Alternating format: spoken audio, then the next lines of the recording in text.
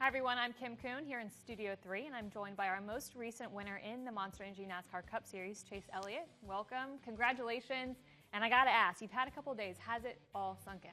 Some of it has. I don't think all of it has. I don't think all the implications and the things that kind of come with it. You know, like I didn't even think about the fact we were locked in the playoffs, the All-Star race and stuff next year. So like all that stuff's really cool when you really don't even think about it in the moment. Just enjoying it. It's been a lot of fun over the past couple days, and obviously you have to kind of regroup and get ready because these weeks are short. But been doing it the right way, I feel like, and had a lot of great people around to help enjoy it. Not only did you win, you won in dominant fashion, and you had some great battles with Kyle Busch and Martin Truex Jr. Both of those drivers have shown so much strength this season. So does that make this win a little bit sweeter? It's definitely satisfying for me. Like, a win is a win. Trust me, I'd take it any way I could get it, but definitely makes me feel really good and a lot better than it could if circumstances were different or you were a different track or things can kind of change the complexion of a race. So definitely rewarding to have done it that way. Speaking of the great battle between you and Martin Truex Jr., we're actually going to roll the tape and have you walk us through the last few laps before you took the checkered flag at Watkins Glen. Chase Elliott, is he on his way to his first career victory? So here we are, 5 laps to go before the end of the race. And like I said, such a great battle between you and Martin Truex Jr. If you see anything that pops out, let me know. But first and foremost, Martin was the defending winner of this race. Not only that, he was going for his 3rd straight road course win. That's so right. What in general was going through your head thinking, I've got a guy that knows how to get around the road course behind me to try and get my first win? Yeah, I think the big thing was just kind of how the beginning of the run started. So he and I were kind of playing some games. We were both really close on fuel, if not a little short at the beginning of that run. So we both needed to save a little bit to make it, not a bunch, but a little bit. So it was pretty obvious those first, I would say, 4 or 5 laps of that final run that he was saving fuel, and he was saving more than I was because he was backing up. I was gaining time on him. So I tried to just run the same pace that he was running there at the beginning of the run. Didn't want to get too far out to where I felt like I was burning a bunch of fuel, but also didn't want to let him get too close. And it wasn't that long. Like I said, it was only 4 or 5 laps that I felt like he quit saving and was going to make a charge and either try to run me out or get by us. So yeah, once he started running, I started running too, and pretty much ran wide open the rest of the run. And he was a little better, I thought, than I was there at the end. And I think being out front had had some great aero implications and things to keep us there. And it's really hard to pass when you're battling with somebody that has that clean air. I was going to ask because I was watching the timing and scoring, and you guys were basically according in how far you were ahead during certain parts of the track. I know fuel saving was part of that, but what parts of the track do you feel like you were better, and then what parts do you feel like Martin maybe had a little leg up on you?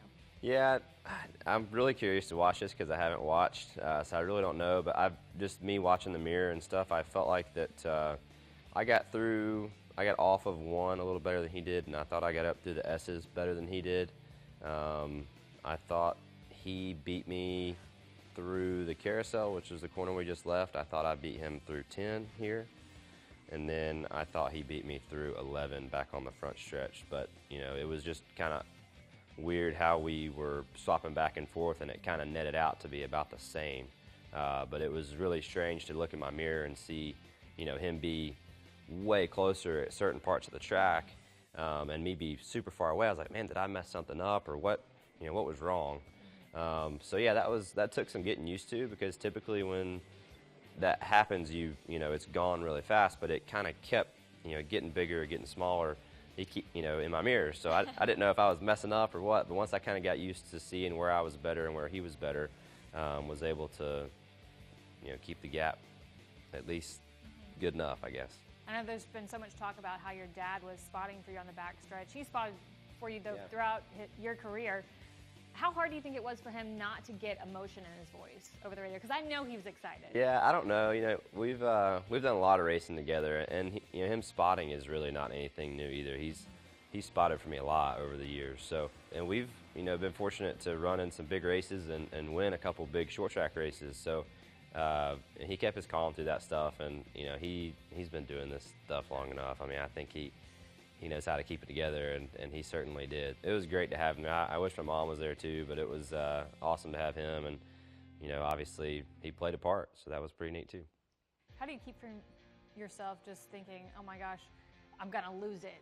Like, Yeah. how do I not lose this? Yeah, well, I think, you know, one is have been in the position before, you know, and I have blown it on a couple occasions. So it is nice to, you know, have to earn it. You know, it wasn't like we rode off in the sunset and it was over. You know, he had a lot of pressure on us for a long time, and I think that was my biggest concern was he did start gaining, and he got to me with a pretty good number of laps left, and I knew it was going to be a pretty good challenge to keep him back there for that long just because there was so many laps to go. So that was my biggest concern, was just how many laps were left, and you know, as he got closer to me, it obviously became harder and harder to close the gap because of the air. So yeah, it was a lot of fun, just so refreshing to have been on the other side of that and, you know, have been that close and somebody closing on you and not finish it up.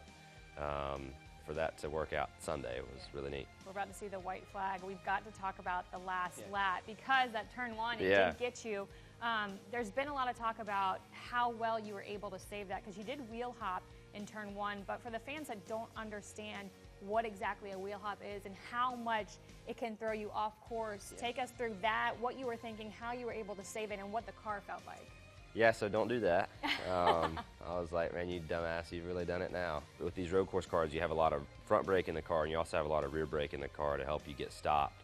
And the rear tires are driving the vehicle, you know, when you're in the throttle. So when you're slowing down faster than the rear tires are ready to slow down, you'll get what we call a wheel hop, and basically the whole car gets to shaking. Typically, you just blow the corner if you don't correct it somehow. A lot of good guys. Yeah, which it's really easy to do, and I was on the verge of doing it a lot. But either going to spin out, you can try to clutch it, which is hard to do, or you can knock it out of gear. And luckily was able to get it out of gear and hold on. And that's you just now about to take the checkered flag for your first Monster Energy NASCAR Cup Series win. I love it. Look at the fans. Were you surprised at the number of fans on their feet? I was. I really was, and having run out of gas too, I had a chance to really soak all that in because I could see everybody, you know, as I came back around. I sat there for a while, so I got to look at the crowd. We're seeing Jimmy push you there too. Yeah, how cool was that? It was such a cool moment and something I'll never ever forget. So I'm. In hindsight, we made would it. You say it's good you ran out of gas? That's what I was just fixing to say. You know, not so much because we were that close to not making it, but made for a memory that I'll never forget. That's so cool. Jimmy's become a great friend of mine and a guy I've really leaned on a lot over the past couple of years through some of the really hard days that I've had at track. So it's been really refreshing to see that. Not only that, 250th win for Hendrick Motorsports. I know you've talked a lot about how much it meant to you getting that 250th, but what do you think it means for Hendrick? Because you've kind of opened the door. There was a little bit of a drought going on for Hendrick Motorsports, and now you're the first guy in, I think, 37 races to win. So what does that mean for the momentum of the team? Well, I think the past few weeks have been better than what it's been, you know, prior to that. So I think that's encouraging in itself. You know, Pocono in the spring was pretty good, so I wasn't super surprised that we went there and had a good run. I was really surprised that we ran even as well as we did at Loudon, because that's a terrible place for me. I also would have never thought I would have won a road course race for my first one either. So this sport's so hard to read, and it's very hard to know when you might be good one weekend and when you're not, just because everybody's so close, and even the smallest of advantages can really show to be a big one on track. So I think things are going in a good direction. Obviously, I was at the shop today, and you know, a lot of smiling faces and a lot of people that, you know, haven't been excited about a win in too long, and we want to make sure that we can get some consistency in that category going. Finally, sum up your very first Cup win in one word. You can't put it into one word. No, I don't think so. I mean, I would say just a relief, you know, more than anything. You know, just a lot of satisfaction, a lot of relief. You know, just to assure you that, hey, you know, you can do this, and you can do it against, you know, the guys who are really good at it and have won a lot and champions, and you know, I've always felt like I can go do it. You know, in those hard days over the past couple of years, make you really think about that hard, and good to just be in a position again to have to earn it. And I think that you know, was the coolest part. Well, Congratulations. We're so happy for you. And I know this is the first of many wins for you in the Monster Energy NASCAR Cup Series. Hope so. Thank you.